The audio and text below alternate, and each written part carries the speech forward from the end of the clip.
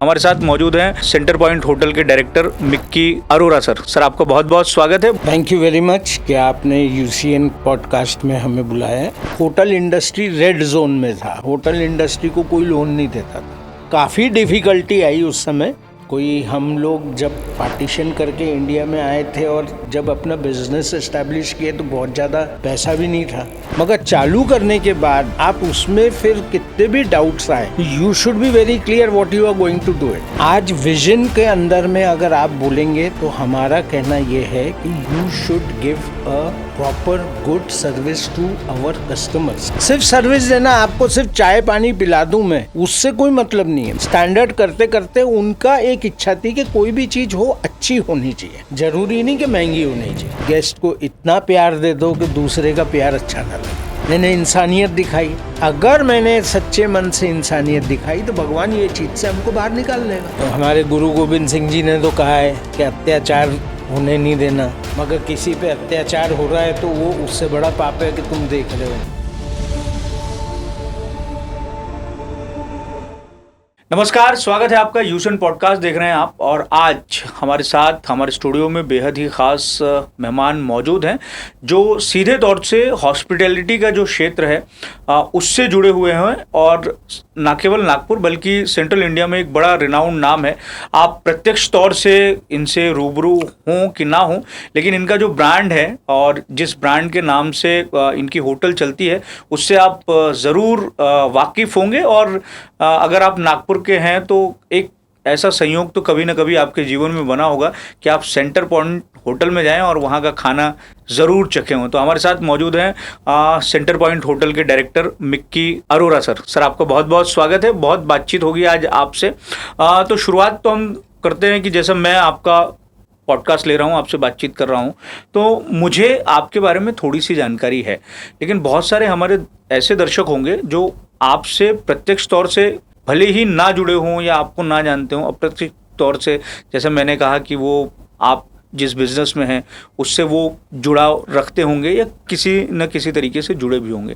थोड़ा सा आप अपने बारे में बता दीजिए कि किस तरीके से आपने अपने बिज़नेस की शुरुआत की, कहाँ से आप हैं, और ये सेंटर पॉइंट होटल आपका पहला वेंचर था तो इसकी शुरुआत कहाँ से हुई, और सबसे ख़ास बात कि इसका जो ब्रांड नेम आपने रखा है उसके पीछे की क्या सोच थी, centre point hotel.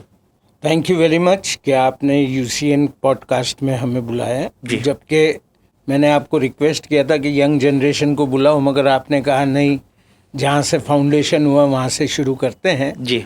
So basically my father was from Pakistan and after partition in 1947 वो पाकिस्तान से इंडिया आए। पाकिस्तान में कहाँ के?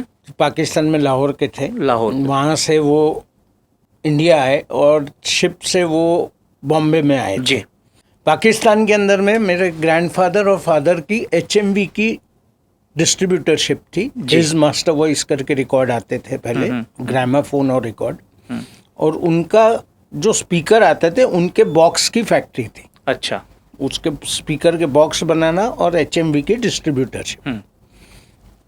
जब वो बॉम्बे आए तो बॉम्बे में जो HMV डीलर्स थे वो उसमें से एक मुस्लिम डीलर था, उनसे उन्होंने सौदा किया कि आप वहाँ की दुकान ले लीजिए और हमको यहाँ की दुकान दे दीजिए। But my father and my grandfather was having a very good foresight. जब 2 दिन वो रुके बॉम्बे में तो वो मेरे ग्रैंडफादर ने बोला कि ये शहर के अंदर में इंसान की कीमत नहीं रहेगी, मेरे को यहाँ नहीं रहना है। बम्बई में ऐसा अनुभव क्यों हुआ उन्हें मुंबई को लेकर? उनको उस समय जान के, ये देख के ऐसा लगा कि यहाँ पे ये शहर अपने लायक नहीं है। हम लोग बहुत सिंपल लोग हैं, वी वैल्यू ह्यूमन वैल्यूज, और यहाँ नहीं रहेगा। तो उस समय वो सोचे उन्होंने, जब तो मैं पैदा भी नहीं हुआ था, ये तो मैंने अपने फादर से सुना है। तो they took a train from Bombay to Calcutta, और नागपुर स्टेशन के अंदर में, नागपुर में जब वो ट्रेन रुकती है उस समय तो आधा 1-1 घंटा ट्रेन रुकती थी, तो वहाँ पे उन्होंने देखा रेफ्यूजी कैंप्स लगे हुए हैं। तो वो वहाँ गए बात करने, तो वो उन्होंने फिर बोला कि सर जी ऐसा है, ये रेफ्यूजी कैंप है, काफ़ी रेफ्यूजी आए, तो वो यहाँ रुक गए कलकत्ता जाने के बदले। जो सेंटर पॉइंट होटल की जो जगह है, पहले वो वहाँ पे एक रेफ्यूजी कैंप का टेम्पररी कलेक्टर ऑफिस था 1947 में। अच्छा। और वहाँ ग्रैंडफादर को और फादर को थोड़ी बहुत इंग्लिश और वो आती थी और पंजाबी भी आती थी जी। तो कलेक्टर जो एडिशनल कलेक्टर थे उन्होंने, डिप्टी कलेक्टर थे, उन्होंने रिक्वेस्ट किया था कि आप यहाँ रुक के थोड़ा हमारी मदद करना, क्योंकि इसके अंदर में काफ़ी लोग हैं जो हमारी भाषा नहीं समझ पा रहे हैं, जो पाकिस्तान से आए हैं। कई सिंधी लोग थे, कई पंजाबी लोग थे, तो नहीं समझ पा रहे हैं।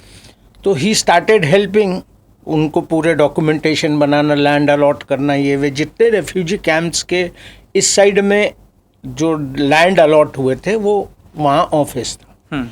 अब वो ऑफिस खत्म, वो काम ख़त्म हो गया तो ग्रैंडफादर ने कहा ठीक है, अभी हम कलकत्ता जा रहे थे, हम कलकत्ता चले जाते। तो उसने बोला कोई लैंड तो बचा है नहीं अभी, डिप्टी कलेक्टर ने। हाँ, तो लैंड बचा है नहीं, तो बोले हम कलकत्ता चले जाते हैं। तो उस समय उन्होंने, डिप्टी कलेक्टर ने बोला मेरे को 2-3 दिन टाइम लो। कलेक्टर को बोला कि ये ऑफिस का काम की ज़रूरत नहीं है, तो ये ऑफिस अपन यहाँ से वाइंड अप कर लेते हैं और ये लैंड हम इनको अलॉट कर लेते हैं। अच्छा।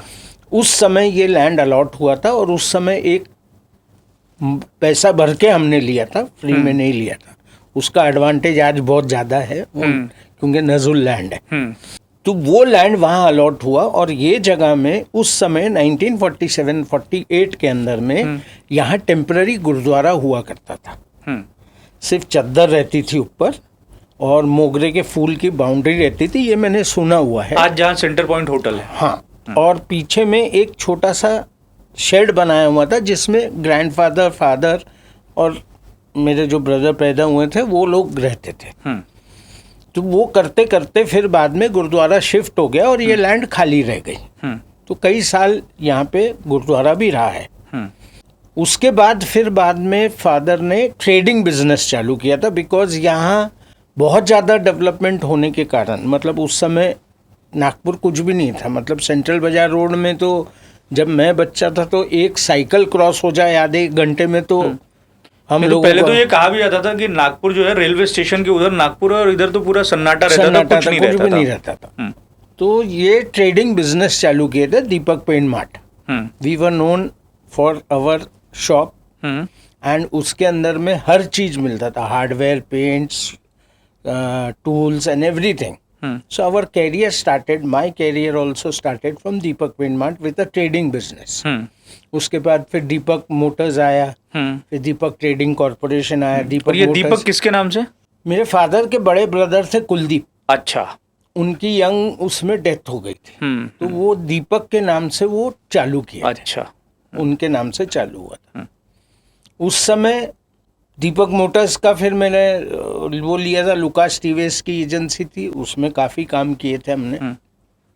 1985-86 में जो हमारे घर वहीं था जहाँ सेंटर पॉइंट है, तो वहाँ पे डिसाइड हुआ था कि ये यहाँ कुछ ना कुछ एक्टिविटी करनी चाहिए, लैंड है। तो काफ़ी कुछ डिस्कशंस हुई थी, एक एजेंसीज भी आई थी, बजाज की स्कूटर्स की एजेंसी का आया था, कभी हॉस्पिटल का आया, कभी कोई कॉम्प्लेक्स का आया, कुछ आया। अल्टीमेटली हमारे कुछ मेहमान जब आए नागपुर में तो उस समय उन लोगों को ऐसा लगा कि कोई भी होटल नहीं है नागपुर रहने, अच्छे रहने लायक। जो एक ट्रेंड चालू हो चुका था 1986-87 में कि लोगों को दूसरे शहर में अच्छे होटल्स थे, नागपुर में नहीं थे उस समय। मैं किसी भी होटल का दूसरे का नाम नहीं लेना चाहता हूँ। उसके अंदर में फिर हमने डिसाइड किया कि होटल बनाएंगे और 1987 के अंदर में ये काम चालू हुआ। 15 महीने में 45 रूम बना के हमने ये होटल चालू किए थे। उसमें ये पहला नागपुर का सेंट्रली एसी होटल था और उसमें लोगों ने हमको बहुत डराए थे कि ये होटल जो है सेंट्रली एसी है, यहाँ तो गर्मी से कौवे गिर के रह जाते, यहाँ से एसी से बाहर निकले तो आदमी बेहोश हो जाएगा। और कई लोग डरा रहे थे कि ये सेंट्रली एसी नागपुर में चलता नहीं है। मगर हमारे जो भी कंसल्टेंट थे या हमारे जो भी शुभचिंतक थे, उन्होंने कहा नहीं, आगे यही चलेगा, आपका सेंट्रली एसी ही प्लांट चलेगा, इट विल बी। तो उस तरीके से 1988 में ये नवंबर में शुरू हुआ था सेंटर पॉइंट। तो कितना खर्चा आया होगा उस समय में इस होटल को बनाने के लिए? सर, और उस वो जो समय- सवाल मेरा रह गया कि सेंटर पॉइंट होटल नाम या वो ब्रांड नेम क्यों दिया गया, उसके पीछे की क्या उस कहानी है? समय बहुत से विचार हुए थे, बहुत दूसरे नाम भी थे, गोंडवाना नाम भी आया था क्योंकि ये गोंडवाना की बस्ती है और वैसा है, बहुत से दूसरे नाम आए थे, मगर Nagpur being a centre point of India and 0 mile Nagpur है, इट्स अ सेंटर।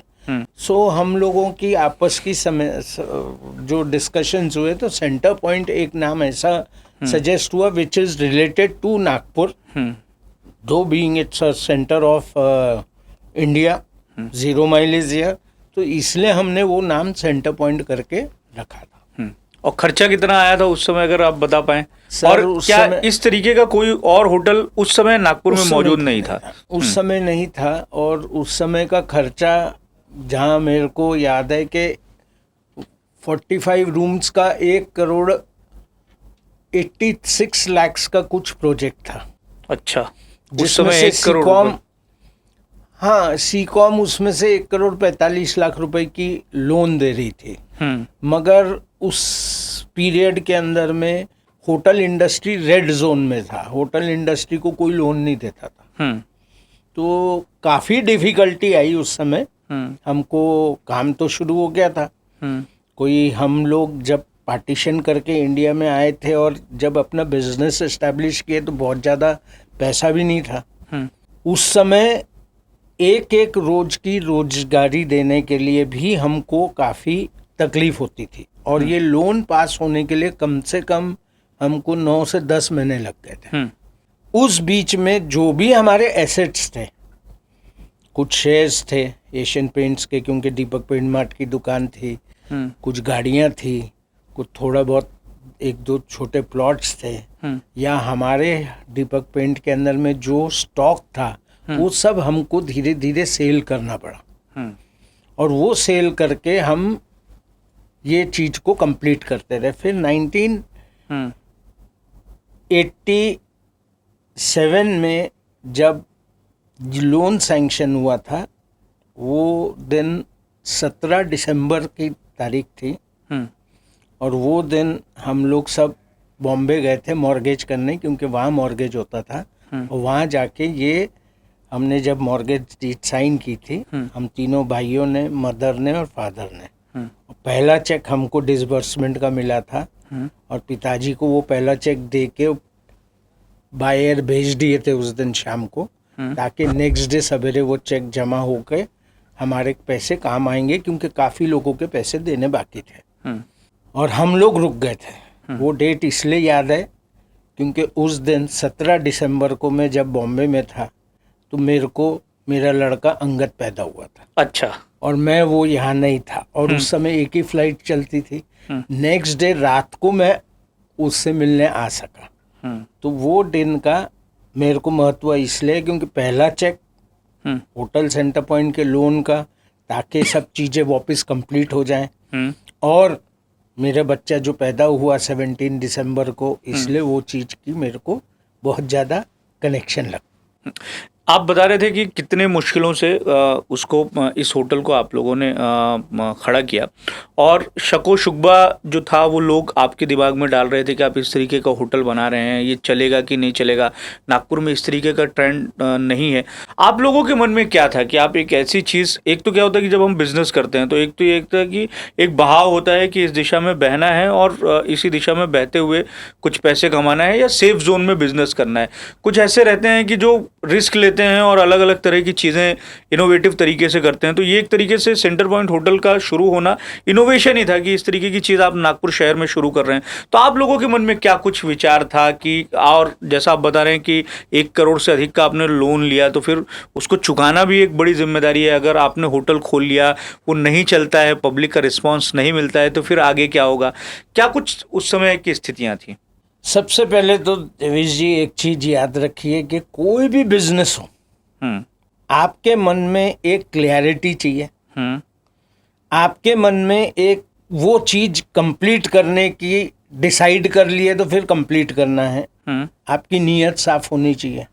और इसके अंदर में रिस्क फैक्टर तो बहुत बड़ा था, क्योंकि उस समय हमको ये इंडस्ट्री भी नहीं पता थी, we were not a hoteliers, के हमको पता था उस समय ये एक डेफिनेटली रिस्क प्रपोजल था, बट हमारे मन में ये था कि भाई ये प्रॉपर्टी बना के हम इसको सरवाइव करना है, तो क्या करना है, we have to see our guest, we have to see के ये होटल चलना चाहिए, ये होटल स्टैंडर्ड से बनना चाहिए, इसके अंदर में सब चीज अपन को जो हमने सोचा है क्लियरिटी से वो सब आएगा, तो हमारी रिस्क फैक्टर कम हो जाएगा। नीयत साफ होनी चाहिए। और आज भी मैं बोलता हूँ कि कोई भी बिजनेस करो, आप क्लियरिटी चालू करने से पहले 10 बार उसको सोच लो, मगर चालू करने के बाद आप उसमें फिर कितने भी डाउट्स आए तो you should be very clear what you are going to do it. उस चीज में उस दिन उस समय में बहुत कुछ होता था, that trauma I still remember. बहुत लोग बोलते थे ये घर बिक जाएगा, ये होटल, अरे बिक जाएगा बट ठीक है, why it will be sold when we are clear about what we are going to give, what we are, हमारी नीयत साफ है, हमको कोई किसी को चीट नहीं करना है, हमको किसी को ये नहीं दिखाना है कि भाई इसके अंदर में रूल्स रेगुलेशंस ऐसे हैं। We are here to give service and not only service, I am using this word experience. आज कोई भी वो चीज को अभी तक हमने कैरी किया है कि कोई भी गेस्ट आता है उसको एक अच्छा एक्सपीरियंस दे के भेजो। This is our main core now.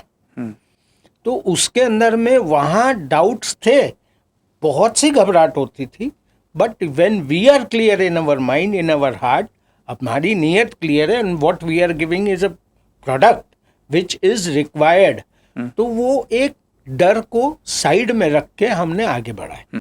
अभी तो हम ये भी देखते हैं कि नागपुर में कई सारे जो होटल्स हैं वो खुल गए हैं, कई 5 स्टार भी कहते हैं लोग कि वो 5 स्टार हैं, लेकिन उसके बाद में भी सेंटर पॉइंट होटल का अपना एक वजूद है और उसकी एक पहचान है, और बहुत सारे लोग जो हैं वो सेंटर पॉइंट होटल में रहना भी चाहते हैं, रुकना भी चाहते हैं, उसकी अलग अलग तरह की खूबियाँ भी होंगी। तो सर्विस के तौर पर आपको क्या लगता है कि आप ऐसा क्या अलग दे रहे हैं जिससे कि लोगों का बहुत ज़्यादा जुड़ाव होता है? हम देखते हैं कि बहुत सारे पॉलिटिकल इवेंट्स भी जो हैं वो आपके होटल में होते हैं। उसका एक फ़ायदा तो ये हो सकता है कि शहर के बीचों बीच में है, इसलिए वो एक फ़ायदा हो सकता है, लेकिन इतने सारा कंपटीशन होने के बाद में भी अपनी लेगेसी को बरकरार रखना और उस तरीके की सर्विस को बरकरार रखना, क्योंकि आजकल थोड़ा सा लोग जो है वो चकाचौंध को बहुत ज़्यादा देखते हैं, इन सब स्थितियों के बीच में भी आप अच्छे से अपना बिजनेस कर रहे हैं, ग्रो कर रहे हैं और लोगों की पसंद भी बने हुए हैं, इसके पीछे की वजह क्या लगती है?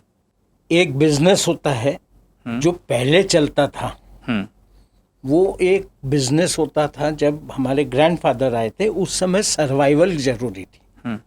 जब हमारे फादर आए उसको सर्वाइवल के बाद उसको सस्टेन करना जरूरी था।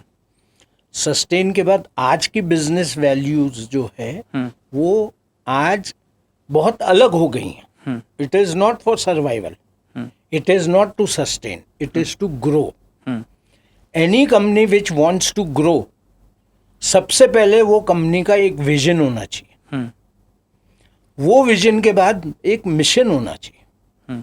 ये जब दो चीज क्लियर हो जाती है तो आपकी एक कोर वैल्यूज बनती हैं, और वो हमारी आज vision, mission, core value is very clear in my mind, my children's mind and my staff. आज विजन के अंदर में अगर आप बोलेंगे तो हमारा कहना यह है कि you should give a proper good service to our customer, satisfactory customer with a premium product and with built a team with good workforce who understands what we want to serve. This is our vision.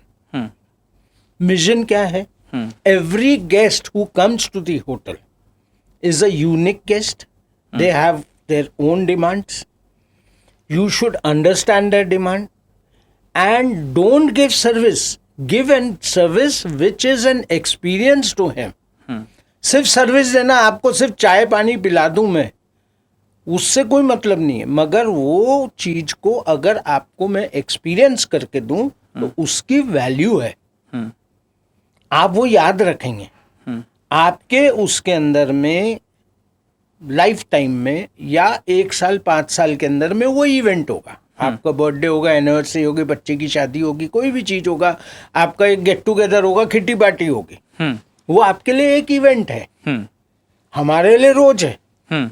और अगर मैं ये सोच लूं कि मेरे लिए तो रोज है, इनका क्या अलग है, तो मैं वो आपको एक्सपीरियंस नहीं दे सकता। सो वी वांट कि it should be very very clear कि every person has an unique requirement, he should be understood, we should connect with that person and give that service in a way it should be an experience. अगर मैं आपके एक event में मेरा experience अच्छा रहेगा, आपको लाइफ टाइम याद रहेगा।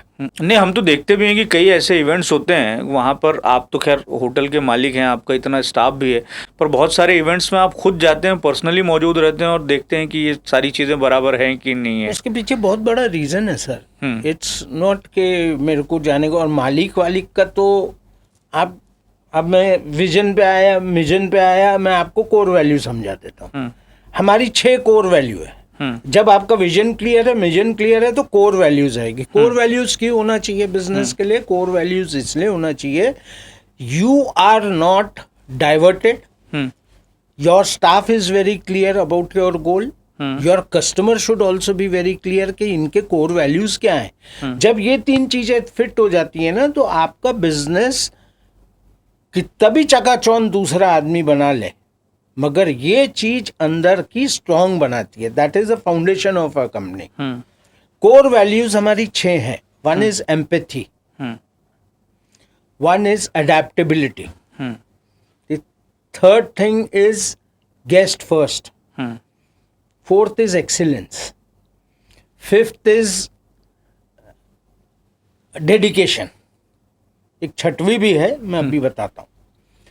एम्पैथी का मतलब ये है, customer comes, I am telling you in short, empathy का मतलब है customer is coming, you should get connected to him, understand what he requires and deliver it in a very good sense so he feels good, that is empathy. Adaptability, with times things changes. आज पहले चाबी अलग होती थी, आज की CAD अलग होता है, पहले सर्विस अलग होती थी, आजकल अलग होती है, पहले क्वेश्चन अलग होते थे, आजकल क्वेश्चन अलग है। हर चीज़ की रिक्वायरमेंट बदलते जाती है, तुम्हारे रूम्स बदलते जाते हैं, अपग्रेड करना पड़ता है, तो you have to adopt that with times, whatever is required today. COVID के पहले क्या था और कोविड के बाद क्या है, बहुत दूसरा है। 3rd is excellence. एक्सीलेंस के अंदर में I give credit to my parents because my father was very clear in his principles and he has taught us नीयत ठीक रखना, किसी का वो नहीं करना और एक अच्छी चीज को मेंटेन करना। My mother was not so educated but she always had a इच्छा रहती थी कि मैं एक अच्छे स्टैंडर्ड बनाऊं।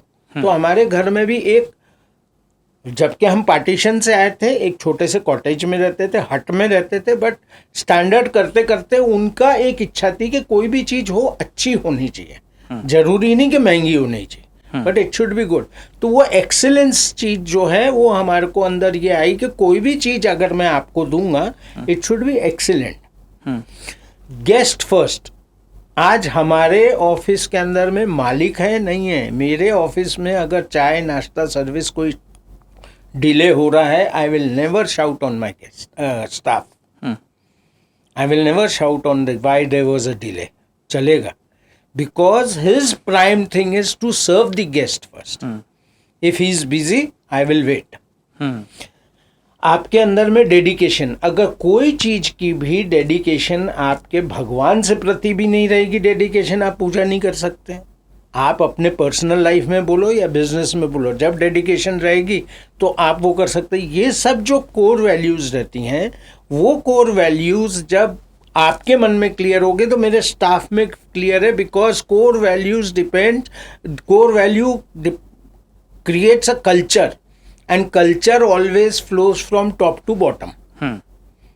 यही मेरा एक सारांश है पूरे बिजनेस का। बाकी भगवान की दया है कि हम लोग जो भी कर रहे हैं आज अच्छे के लिए कर रहे हैं, कभी ये नहीं सोचते कि 4 पैसे उसमें से ज़्यादा मिल जाए, मगर मेरा गेस्ट सेटिस्फाइड जाना चाहिए।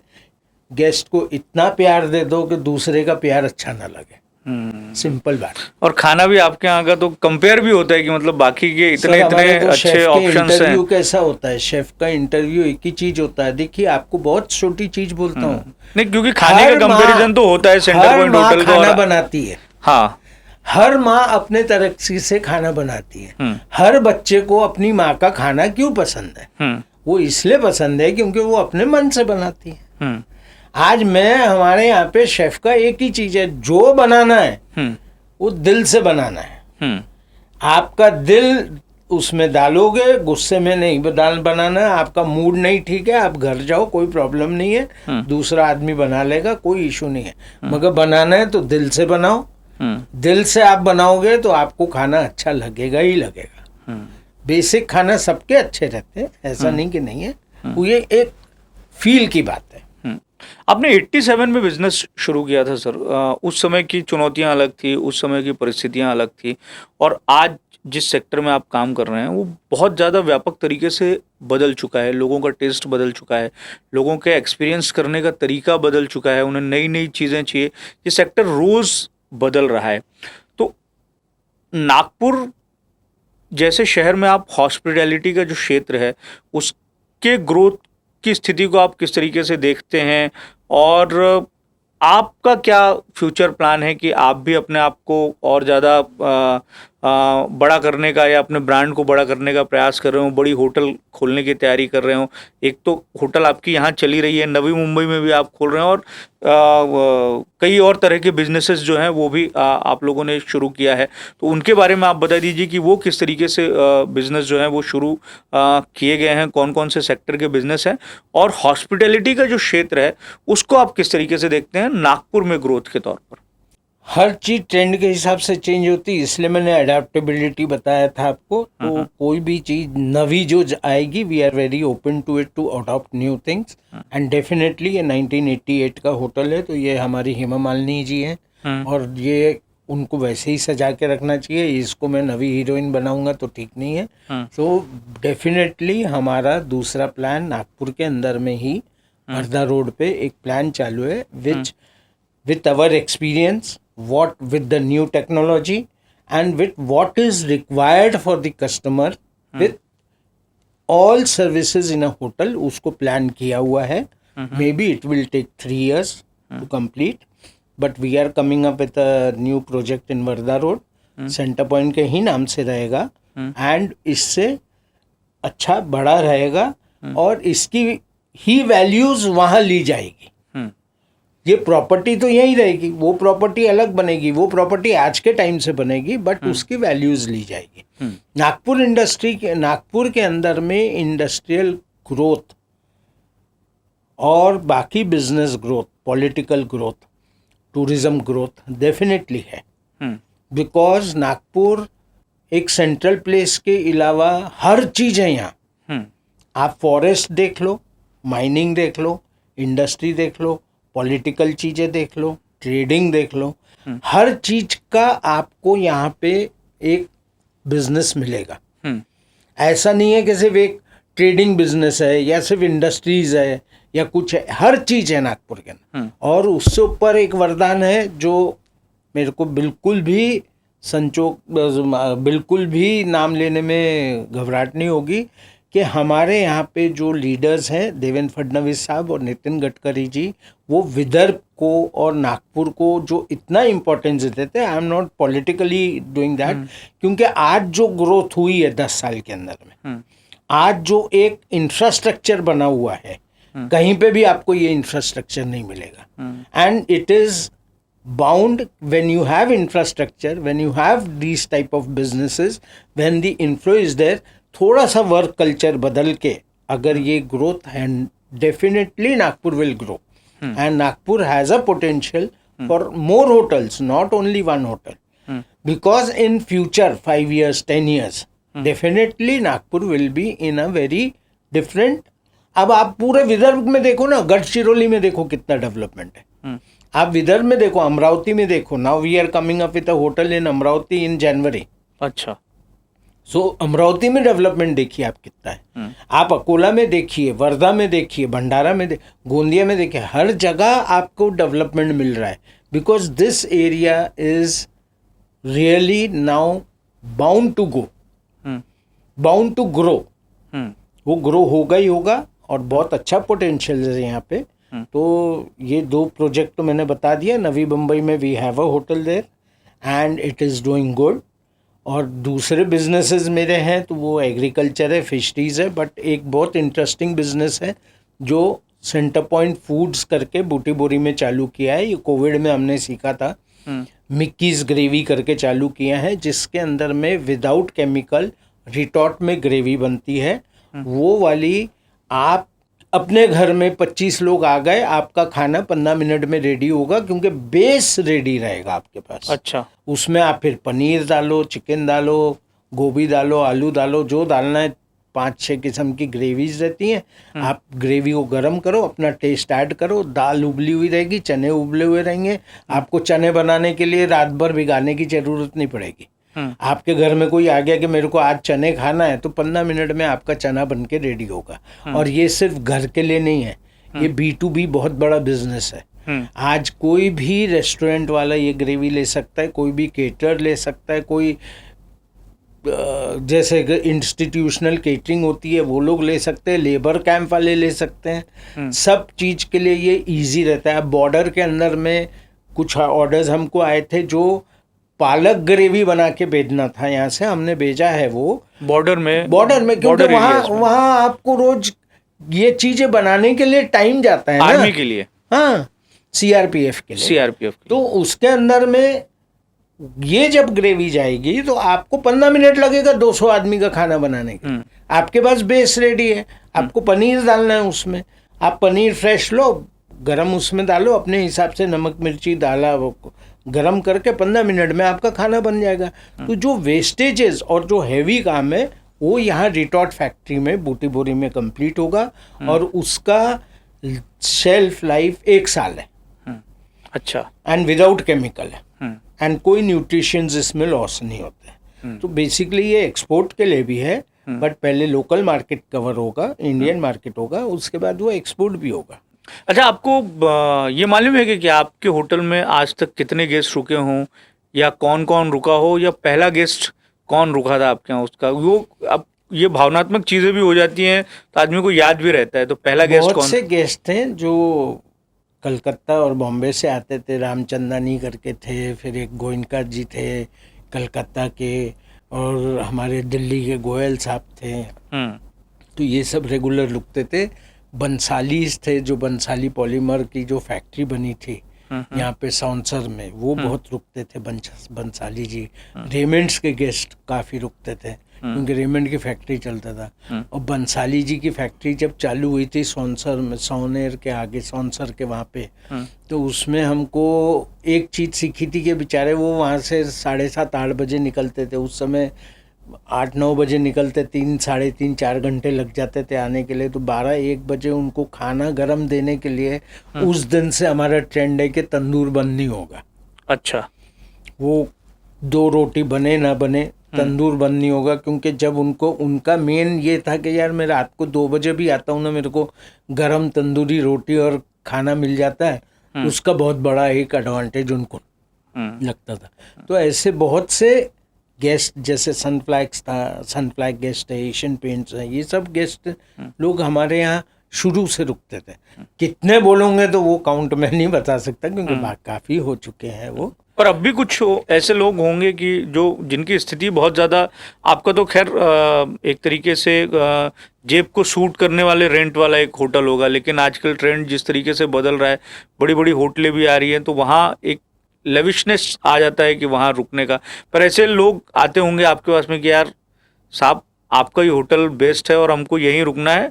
उसके हालांकि पैसे भी उनको कम ही लगते होंगे बाकी होटलों के मुकाबले, सुविधाएं यहाँ पे बाकी जगहों के मुकाबले हो सकता है कि थोड़ी सी कम मिले, लेकिन आत्मीयता ज़्यादा मिलती होगी, इसलिए रुकते होंगे। सर आपको मैंने कोर वैल्यू में एम्पैथी क्या दिया था? एम्पैथी यही चीज़ है। आज अगर मेरा सतीश मेहता करके एक गेस्ट था जो भी अभी नहीं है, वो जब आता था बोलता था मैं इतने ही पैसे दूंगा तेरे यहाँ। अच्छा। इससे ऊपर मैं पैसे नहीं दूंगा। एक मीर करके कश्मीर से आते थे, तो वो बोलते थे मैं इतने ही पैसे दूंगा। तो what is empathy? Empathy is to understand the other person, connect with him. क्या फर्क पड़ जाएगा अगर 2,000 रुपये मेरे को कम देकर चले जाएगा? मेरे को वो कनेक्ट तो है ना। आज ये चीज के अंदर में कभी कोई गेस्ट बोलना नहीं चाहिए इसके अंदर में, मगर कभी कोई गेस्ट अपनी डॉटर के लिए आता है कि नहीं यार मेरा इतना बजट नहीं है, तो हमारा क्लियर इंटेंशन है, नहीं है ना, जेन्युइनली नहीं है ना, तो को जो देना है दे, क्योंकि लड़की की शादी है। लड़की की शादी में भगवान खुद खड़ा रहता है। तो भाई तेरे को जो करना है तू दे देना, हम तेरे को कुछ नहीं बोलेंगे। तो ये चीजें रखनी पड़ेगी। आज मैं उसको प्रोफेशनली अगर ले लूं कि नहीं भैया मेरा रूल्स तो ये बोलते हैं, if I follow the rules by word then I can not do, but I have to follow rules with spirit, I have to be very empathic. तो किसी की अलग रिक्वायरमेंट है तो I will fulfil, what I will not fulfil. Entire culture is that the person whoever is dealing will come and take a permission and fulfill it. It is not necessary they have to come to me. और वो चीज culture मेरे बच्चों में भी है, और बच्चों से स्टाफ में भी है। तो कभी कोई चीज आता है तो दे कम अप कि सर ऐसा ऐसा है and we agree to it. ऐसा रुकने वाली बात नहीं रहती कहीं। पर नागपुर के लोगों को क्या, इतने सालों से आप इस बिजनेस में हैं, क्या पसंद है नागपुर के लोगों को? खाने पीने में क्या पसंद है जो आपके होटल से बहुत ज़्यादा डिमांड में रहता है और वो लोग खाना पीना पसंद करते होंगे? और मुझे लगता है कि एक और चुनौती ये होगी कि जैसा आपने जिक्र किया कि कश्मीर से लोग आपके पास में आते थे, कलकत्ता से लोग आपके पास में आते थे, तो ये भी रहता है कि आप जिस इलाके के होते हैं उस इलाके के खाने को भी आप जगह जगह पे ढूंढते हैं। मान लीजिए कि कोई कश्मीरी आया आपके यहाँ गेस्ट, 8-10 दिन रुका या 1-2 दिन ही रुका, उसने अगर डिमांड कर दी कि मेरे को कश्मीरी ही खाना है, तो आप उसको आपको कश्मीरी खाना खिलाना है और उसी तरीके का खिलाना है। बड़ा चैलेंज हो जाता होगा, तो इसको आप किस तरीके से मैनेज करते हैं? कोई चैलेंज नहीं होता है। आप इटली जाते हैं तो इटालियन खाना खाते हैं, थाईलैंड जाते हैं तो थाई फूड लेते हैं, वहाँ अगर इंडियन नहीं खाते हैं आप। और ऐसा रिक्वायरमेंट नहीं आता है, बिकॉज जो इंडिया का खाने का कल्चर है वो सेम है। कोई अगर उसको नॉनवेज खाना है, मटन खाना है, तो वो कश्मीरी टाइप नहीं खाएगा, मटन रोगन जोश खा लेगा। तो ऐसा बहुत ज़्यादा डिमांड नहीं होता है कि आपको यही खाना खिलाना है या ऐसा। हाँ, कहीं हम कर सकते हैं अगर कुछ, तो डेफिनेटली भी। अब कईयों को ये रहता है कि हमको होटल का नहीं खाना है, अच्छा हमको सादा खाना है घर जैसा, तो वैसा भी सब बनता है हमारे यहाँ। वो कैसे, मतलब आप ही के कुक बनाते हैं? हमारी कुक भी उसमें नमक मिर्ची कम हो जाएगा, कम मसाला हो जाएगा, दाल थोड़ी अलग होगी, रोटी होगी, तंदूरी नहीं होगी, तवा पराठा होगा, तवा रोटी होगी, इस टाइप से बनता है। और हमने हमारे पोर्शन भी कम किया है, हाफ पोर्शन टाइप किया है, ताकि क्योंकि हमको ये रियलाइज हुआ था कि एक गेस्ट अगर है तो वो पूरा पोर्शन नहीं खत्म कर सकता है, वेस्ट होता है। हाँ, तो दिल को दुख होता है। It is not about the money, it is about the wastage. तो हमने उसको कट पोर्शन भी करके रखा है कि सिंगल आदमी है तो वो सिंगल आदमी के हिसाब से पोर्शन जाए, ताकि उसका पैसा भी ज्यादा ना लगे और दूसरा वेस्टेज ना हो। सो वो बहुत अप्रिशिएट होता है हमारे यहाँ पे, वो चीज बहुत अप्रिशिएट होती है। और जहां तक नागपुर वालों को क्या पसंद है, तो सब पूरे वर्ल्ड में एक ही चीज पसंद है लोगों को, साहू जी, इज्जत प्यार। अच्छा, आप इज्जत प्यार से सबके साथ लो तो उनको ये खाना भी पसंद आएगा, दूसरा खाना भी पसंद आएगा। प्यार से जो खिलाओगे वो खा लेंगे, प्यार से खाएंगे। आप इज्जत दे दीजिए उनको, आप प्यार से खाना खिलाइए, तो डेफिनेटली आप उसके अंदर में उसके मनपसंद चीज कर रहे हैं ना। आज वर्ल्ड में चले जाओ, आज मैं कोई बाहर भी चले जाऊं, अगर मेरे को थोड़ी रिस्पेक्ट और वो मिल जाएगी और अच्छे से देगा तो मेरे को वो खाना भी पसंद आएगा, क्यों नहीं आएगा। अच्छा, आपको आपकी होटल का खाना पसंद है कि कहीं और का भी खाना पसंद है? आप सर मैं हर जगह का खाता हूँ। जैसे नागपुर में अगर कोई फेवरेट प्लेस हो जहाँ का खाना आपको बहुत पसंद हो? हर जगह का खाता हूँ। अच्छा। कोई ऐसा रेस्टोरेंट नहीं है, छोटा हो या बड़ा हो, उमरेड का साउची हो या यहाँ का वो थाली हो, वराड़ी थाली या समोसा हो या कोई चीज हो, अच्छे से अच्छा रेस्टोरेंट हो, सिजलर हो, कुछ भी हो, मैं हर जगह का खाना खाता हूँ। अच्छा, सिजलर कहाँ अच्छा मिलता है ये अब बता हाँ, दीजिए। मेरे को तो सिजलर सेंटर मुझे पॉइंट बहुत का था, पसंद है, पर सेंटर अच्छा पॉइंट का वेज सिजलर कहाँ सिजलर मिलता सबसे है? पसंद है मेरे को, तो अच्छा, सबसे अच्छा सेंटर पॉइंट होटल का। मैं सिजलर अपने होटल के अलावा कहीं खाता नहीं। हाई स्टेक जो रूप पर रेस्टोरेंट है हम्म। उसमें सिजलर एक नंबर मिलता है। वाह। हाँ, तो अब हर हर रेस्टोरेंट में जाता हूँ मैं, ऐसा नहीं कि मैं सिर्फ सेंटर पॉइंट में खाता हूँ, क्योंकि I am also human being, I also want change. और ठीक है ना, वहाँ जाके कुछ चीज़ें नवी सीखते हैं, ऐसा नहीं कि नहीं सीखते हैं, तो नवी चीज़ें आती हैं तो वी अडॉप्ट इट। अच्छा, अब हम बातचीत, बड़ा मज़ा आ रहा है आपसे बातचीत करके, बहुत सारी चीज़ें निकल के भी सामने आ रही है।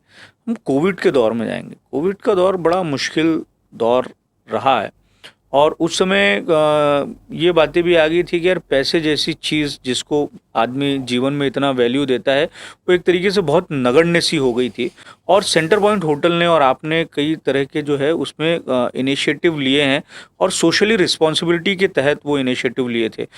जब पहला फेज़ आया था उस समय बहुत लोगों में कोरोना का डर था, तो अखबारों में बड़ी हेडलाइंस छपी कि सेंटर पॉइंट होटल ने जो डॉक्टर्स हैं जिन्हें उनकी सोसाइटीज़ में और घर में भी जाने से डरते थे कि वो कहीं उनके घर वालों को भी स्प्रेड ना हो, उस समय आपने डॉक्टरों और पैरामेडिकल स्टाफ के लिए अपने पूरे होटल को खोल दिया था। वहाँ पे लोग, डॉक्टर और पैरामेडिकल स्टाफ रुकते थे, और ये सारी चीज़ें आपने फ्री ऑफ कॉस्ट की थी। कई लोगों को तो हालांकि इस बात पे यकीन भी नहीं हुआ था कि एक होटल का मालिक जिसे अपनी होटल चलाना है, जिसका अपने तरह के कई सारे खर्चे हैं, वो किस तरीके से इस तरीके से काम कर सकता है, लेकिन आपने वो किया और लंबे समय तक वो काम किया। तो इसकी शुरुआत कैसे हुई? आपके मन में क्या, किस तरीके से ख्याल आया? आपको कभी ये डर नहीं लगा कि लोग मेरे होटल में आएंगे तो मेरा स्टाफ उससे प्रभावित होगा, आप प्रभावित होंगे, आपका परिवार प्रभावित होगा? सर, ये कल्चर की बात होती है। जब मेरे फादर एंड मदर थे उस समय भी ये कल्चर था कि अपन ने लोगों को मदद करना चाहिए। मैं नहीं, मेरे भाई लोग भी जब बिजनेस में थे साथ में, कभी भी कोई चीज़ की आपत्ति आती थी नागपुर में नहीं। गुजरात का अर्थक्वेक हो, ओडिसी का सुनामी का वो हो, उड़ीसा का या कहीं का भी कोई चीज़ होती थी तो हम यहाँ से टीम भेजते थे, क्योंकि वो अंदर से आवाज़ आनी चाहिए कि ह्यूमैनिटी क्या है। तो आपकी टीम, होटल की टीम आप भेजते थे वहाँ? अर्थक्वेक जब गुजरात का हुआ था, इतना सामान आ रहा था वहाँ, मगर बनाने वाला कौन था वहाँ? सब तो रिलीफ उसमें लगे हुए थे। देखो, खाना एक ऐसी चीज है कि जिसको बचा रहे उसको भी जरूरत है, और जो बचा रहा उसको भी जरूरत है। अब ट्रक भर भर के पंजाब से अनाज आया हुआ था गुजरात में। अपने महाराष्ट्र के एक सेक्रेटरी थे जो वहाँ पे कलेक्टर बने थे, मेरे को नाम भूल गया उनसे मैंने कांटेक्ट किया था, तो ही अप्रिशिएटेड। यहाँ से 2 ट्रक भर के हमने किचन इक्विपमेंट्स और स्टाफ भेजा था। 4 जगह हमने कैंप लगाए थे वहाँ पे, कि वहाँ पे खाना, रॉ मटेरियल आप दो, लेबर पूरी हमारी सर्विस करेगी। और उस समय वो गए थे हफ्ता 15 दिन के लिए, 45 डेज चला वो। 45 डेज के बाद जब हम वाइंड अप कर रहे थे, कलेक्टर का फोन आया था कि 15 दिन और एक्सटेंड कर लो, तो हमने 60 डेज एक्सटेंड किया था। उसके अंदर में पैसा ह्यूमैनिटी से ऊपर नहीं हो सकता है। उसमें कमाना, सोचना, ये कभी जिंदगी में नहीं आया। उड़ीसा में आया था, उड़ीसा में हम लोग ने भेजी थी टीम। बूटी बोरी में जब हुआ था, बूटी बोरी में किया था। बूटी बोरी का जो नदी का बाढ़ आई थी उसमें, ऐसे बहुत से और छोटे मोटी चीजें होती रहती हैं, ऐसा नहीं कि नहीं होती हैं। तो उस समय हम लोग करते हैं, आगे बढ़ते हैं। आज हमारा कोई इंसिडेंस हो जाता है तो भूल के कि अपन लोग क्या उसमें बेनिफिट है, हम लोग उसको डेफिनेटली आगे बढ़ते हैं, क्योंकि ये कल्चर है, ये कोई दिखाने के लिए नहीं है।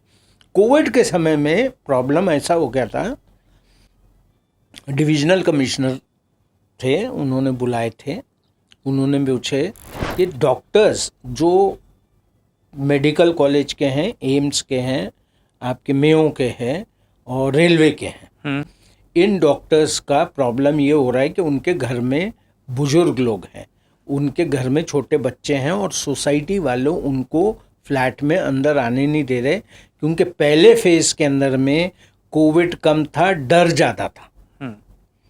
फियर ऐसा था कि तुम एक पार्टी में गए और किसको कोविड है तो पूरे 25 लोग टेस्ट कर देते थे।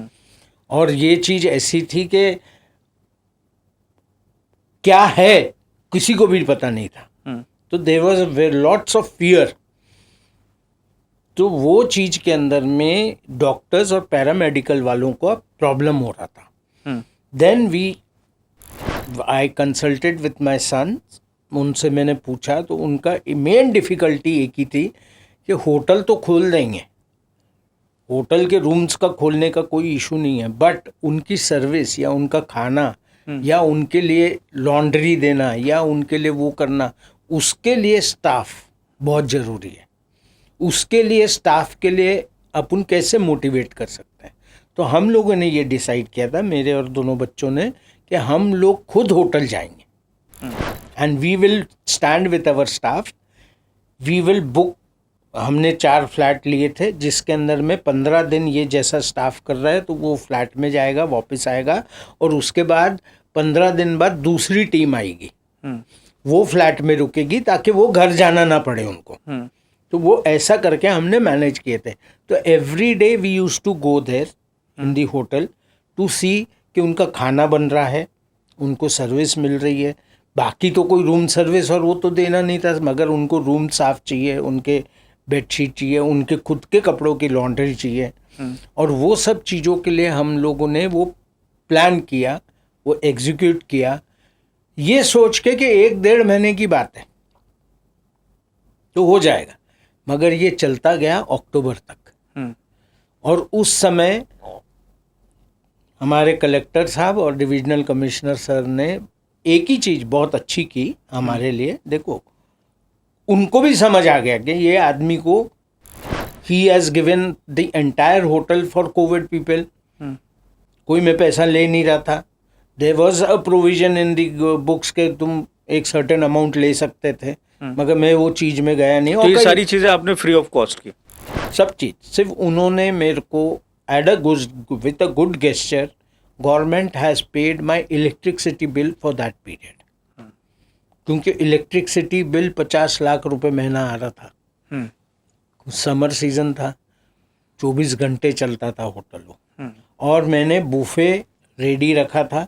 कोई भी डॉक्टर्स, कोई भी पैरामेडिकल फोर्स, वो जरूरी नहीं होटल में रुका है, but if is serving in a Covid time he can come and have food 24 hours. रात को 2 बजे भी गर्म खाना मिलेगा, क्योंकि समर में अगर पैक्ड फूड है और आप उसको 2 घंटे नहीं खाएंगे तो ख़राब हो जाएगा।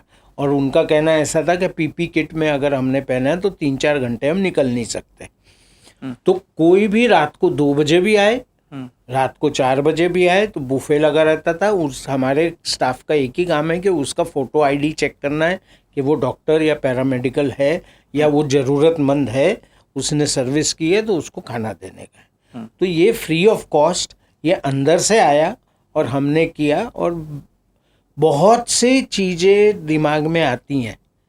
पैसा एक बहुत डिफरेंट चीज़ है। उस समय ये भी दिमाग में आया कि लोगों को डर आ जाएगा, तुम्हारे होटल में लोग गेस्ट आना बंद कर देंगे। सही बात है कि जिस तरीके से कोविड से डेथ हो रही थी और बाकी सारी चीजें हो रही थी, अगर आपके यहाँ आए और बहुत कोई डेथ हो गई तो फिर बहुत लोगों ने ब्रांड वैल्यू का किस तरीके से ब्रांड वैल्यू का जान लो। ये डर था कि लोग बुकिंग कैंसिल कर देंगे, तुम्हारे यहाँ नहीं आएंगे। मगर वो चीज को हमारा सोच एक थी, हम अच्छा काम कर रहे हैं। मैं कोई कमर्शियल डील तो कर नहीं रहा था उसमें, मैंने बहुत अच्छे काम किए उसके अंदर में। मैंने इंसानियत दिखाई। अगर मैंने सच्चे मन से इंसानियत दिखाई तो भगवान ये चीज से हमको बाहर निकाल लेगा। मैं कोई कमर्शियल डील करके तो कर ही नहीं रहा था। और उस समय जो बसेस आती थी दिल्ली से साउथ के लिए, उनके लिए भी मैं रूम्स खोल देता था।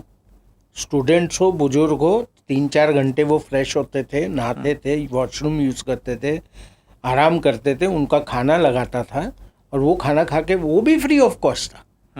That was also not chargeable. And every day for at least 15 days, every day 6 से 8 बसेस रुकती थी हमारे, and they used to come park. हम लोग उनको रूम देते थे, वो लोग रूम में जाके फ्रेश होते थे, उनका खाना लगता था। कई बुजुर्ग लोगों की बस थी तो वो क्या करते थे कि रिक्वेस्ट करते थे कि हमको 6-8 घंटे आराम करने दो, तो हम लोग 6-8 घंटे उनको रूम दे देते थे और वो लोग फिर निकल जाते थे। उस समय वो बहुत ज़रूरी था, इसलिए हमने किया। फियर को साइड में रखा क्या लोग बोलते हैं, पैसा को साइड में रखा, इंसानियत को आगे रखा और किया। और भगवान ने बहुत उसके बाद अच्छा ही किया हमारे साथ। कोई भगवान ने जब अच्छा काम करो तो उसका रिजल्ट भी अच्छा ही है।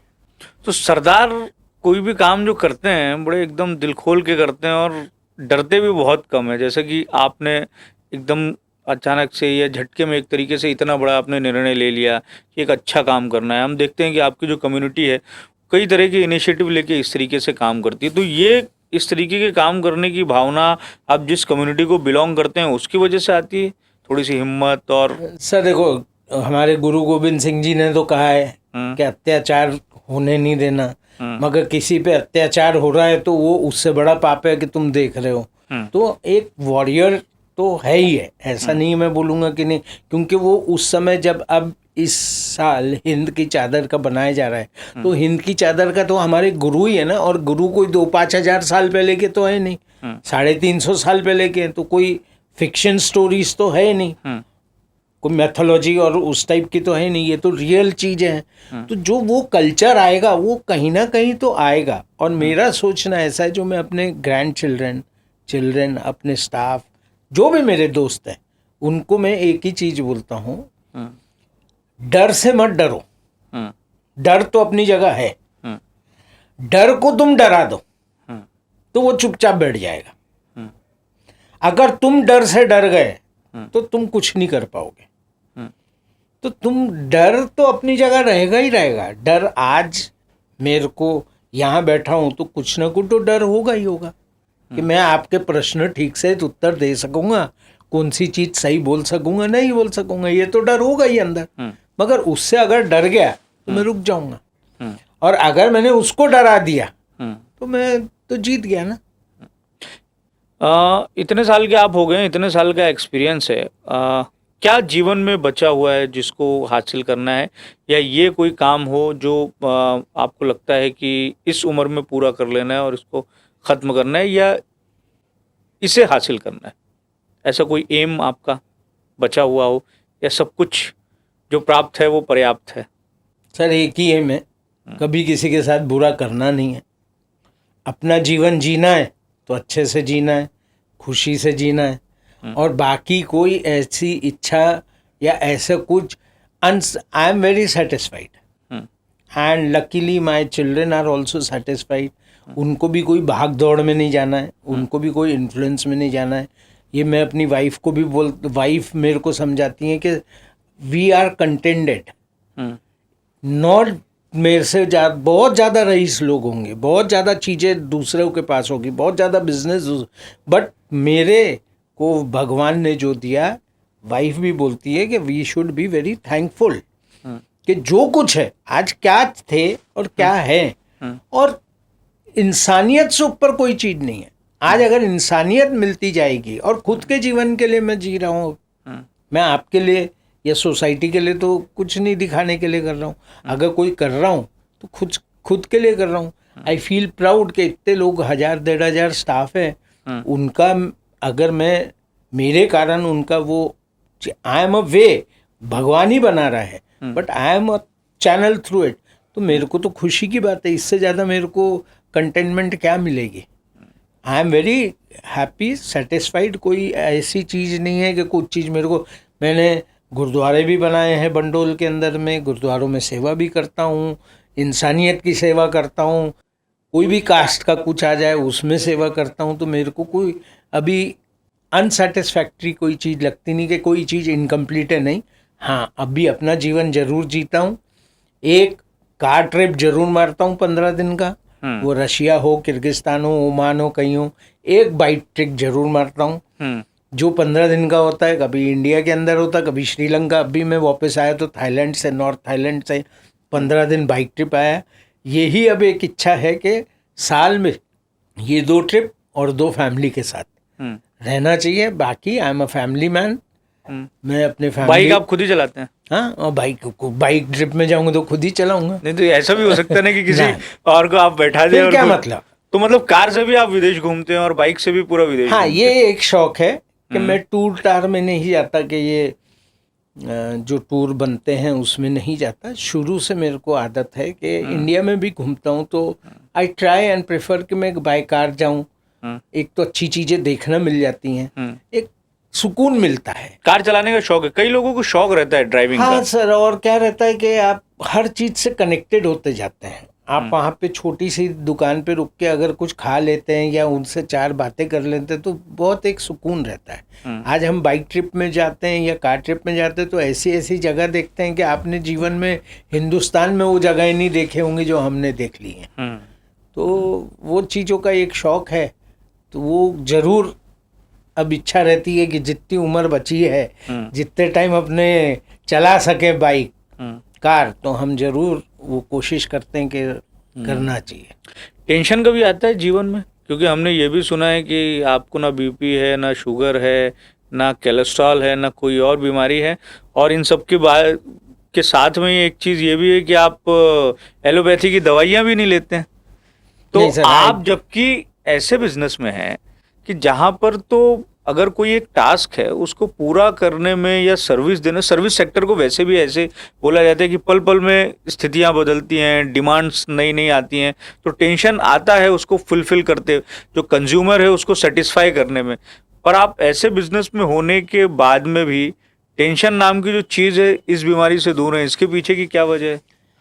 सर एक तो बहुत अच्छी क्लियरिटी है मेरे अंदर में कि क्या करना है क्या नहीं करना है, और हर चीज की मुश्किल आती है, ऐसा नहीं कि टेंशन नहीं आती है। मगर जैसे मैंने आपको टेंशन आती है तो फिर बीपी शुगर क्यों नहीं है? क्योंकि टेंशन को अपने ऊपर लेने का नहीं है। अच्छा। आप टेंशन या वरी को रॉकिंग चेयर बना के उस पर बैठोगे तो आप रॉक करते रह जाओगे।